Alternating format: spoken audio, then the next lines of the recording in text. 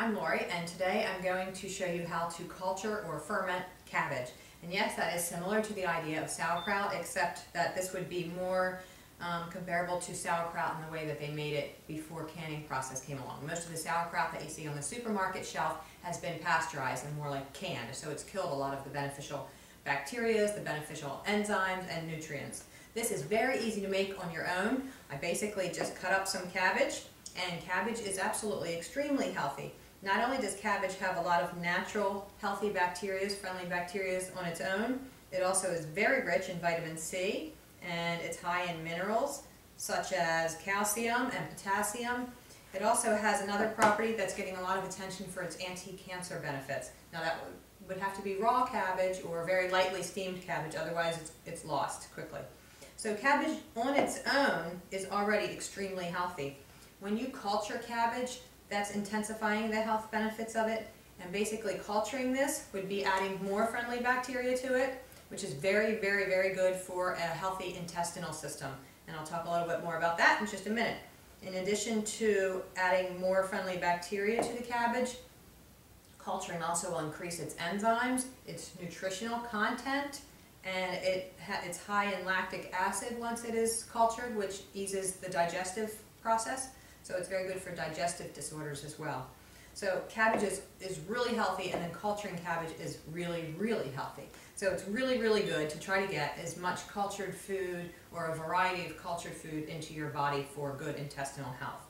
Modern diets and canning processes and commercial food systems have really compromised our intestinal tract. Antibiotic overuse, these sorts of things have compromised that system, and experts agree that about 90% of disease originates in an unhealthy digestive tract. So we really need to try to put more healthy bacteria back into that system. We have our own little internal ecosystem or microbiome going on inside of our bodies, and we need to feed it correctly so that it can do what it wants for us. In the way that probiotics culture foods or preserve the foods, because they do. It's a preserving technique that they used to use before canning. But in the way that it preserves the food, these probiotics also preserve our body. So they're very, very good for us in many ways. Some of the things that are most apparent, or some of the symptoms that probiotics will help, are allergies, mood disorders, believe it or not, and autoimmune disorders. So if you have any of those, not to mention many, many other things, I mean, if 90% of disease originates in an unhealthy intestinal system, then there's no reason everybody shouldn't be having some. But I think regarding mood disorders, I think it's about 90% of serotonin, which everybody equates with like mood balance. Actually, it's manufactured in the gut, not the brain. It's like 5 to 10% is manufactured in the brain.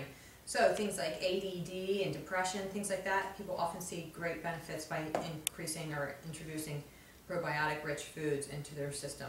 And also autoimmune system. People don't realize that the autoimmune disorders are very often rooted in an unhealthy intestinal system. And same with allergies, because you get like a leaky gut because of the things I listed earlier, the antibiotics, the canned food, things like that. And our bacteria balance is way out of balance. We should have about 80% positive or friendly bacteria in our system, and most people have more like 20% positive, and that's not good. So when you have a leaky gut, or basically little holes that allow larger particles than should be going through, whether it be something that's otherwise not dangerous or not considered an allergen, so if it's a food and then also bacteria, they can both cause problems throughout your system and create things like autoimmune disorders or allergies. So anyway, culturing this is super simple, and I'm going to do it today with a culture starter kit, and I'm using a brand called Caldwell's Starter Culture. You can get this online, maybe in some health food stores. I always get it online. So it comes with 6 packets, and you open those up and you guesstimate a half, and about a half of those packets will culture 1 2-quart jar worth of vegetables. Now I opened up my packet and I added it to 2 cups of water, and because I'm doing 2 jars today, which is 1 gallon total, I poured the whole thing in, and I wanted it to start dissolving while I shred the vegetables. Okay, so I already added 1 packet of Caldwell's starter culture to 2 cups of, I use reverse osmosis water, and that's a really good filtration system, but it does take out the minerals. So one more thing that I did was I added minerals back to my water. If you use distilled water or reverse osmosis water, you should do that. And I put 20 drops of this little, it's just food grade trace mineral drops into my water. And then when I'm finished filling up the second jar, like I did this one, I will add half of this water, which is 1 cup, to one of the jars and half to the other jar.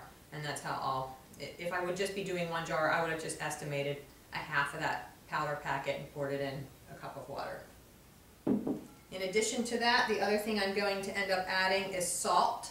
And salt helps keep the vegetables more crisp, and it's good for culturing. And sometimes people would culture cabbage without a starter kit, and they would just use the cabbage and the salt. But I like to use a starter culture kit because I feel like it's going to get more probiotics in here, and it really jumpstarts the process. So anyway, I'm going to quickly shred the cabbage. And you can see this doesn't take long at all if you have a food processor. If you don't, you can certainly do it manually by hand. You can also use a shredder, like a grater, by hand. But obviously, this is the easiest and best way to do it. And it doesn't take long.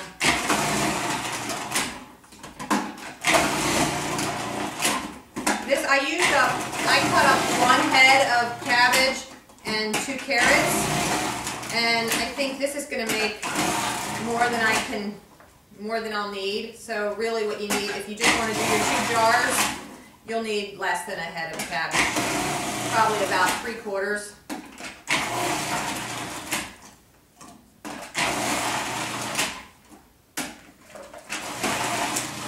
Other things too, because like in different cultures they cultured their cabbage differently. Like I think Korean adds like chili powder.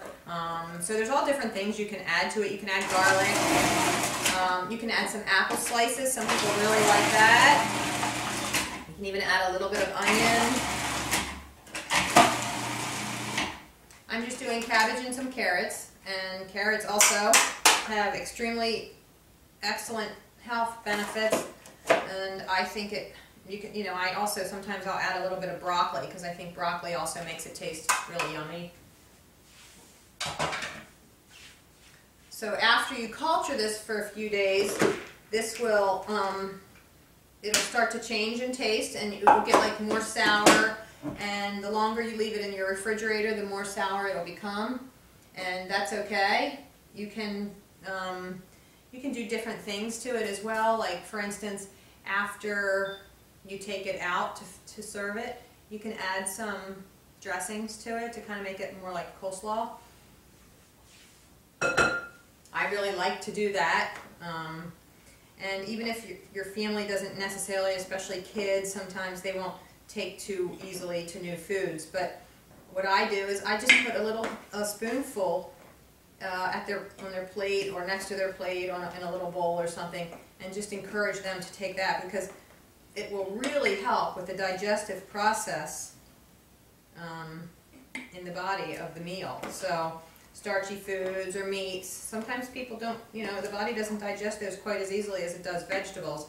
So to add probiotic rich foods will really help speed that process up. It really helps to digest the other foods. And like I said, it's got a lot of enzymes in it, and once you cook food, you lose those enzymes.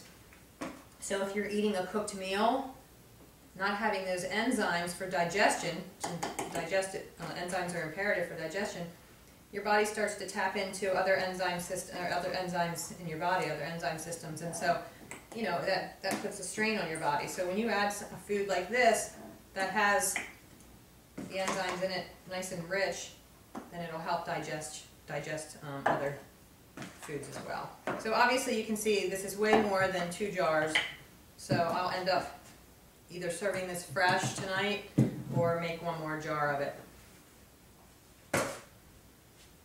Now I'm going to take I already measured out. It's about a tablespoon of salt that I'm going to add to this.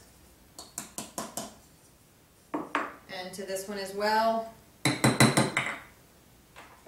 then I'm going to split the water up and put about half, which is about a cup, into each jar. If you don't get it exact, that's okay.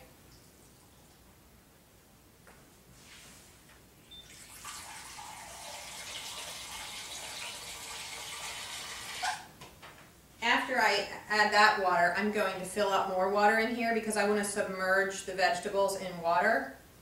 And everything that's down underneath of this water will be preserved by probiotics. So after I finish doing that, what I'm going to do is lightly cap these off, and I'll just do that in a moment.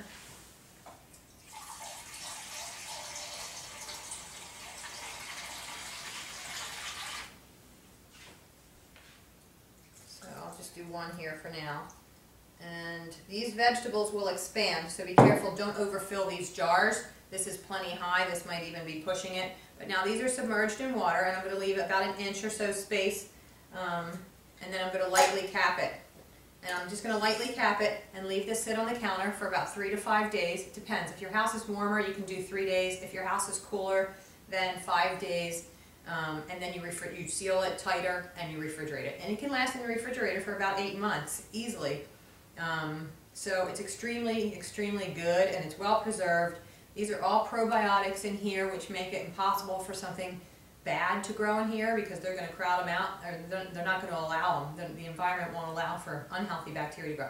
Now, every now and then, some people will get like a little skim of mold on the top, and that's because of the air up here. So as long as it's submerged in the water, that shouldn't happen. If you do get the mold, just scoop off all the mold and get rid of it. Nothing underneath will be affected. So anyway, put this in your fridge for 8 months if it'll last that long. We never have cultured vegetables for more than a week, but it's preserved. It's better preserving process than canning. Okay, so enjoy. If you have any questions, please email me at lori@nutrition-alive.com. Or if you need any help with a personalized nutrition plan, please feel free to visit my website or contact me. And my website is www.nutrition-alive.com. Thanks so much and have a great day.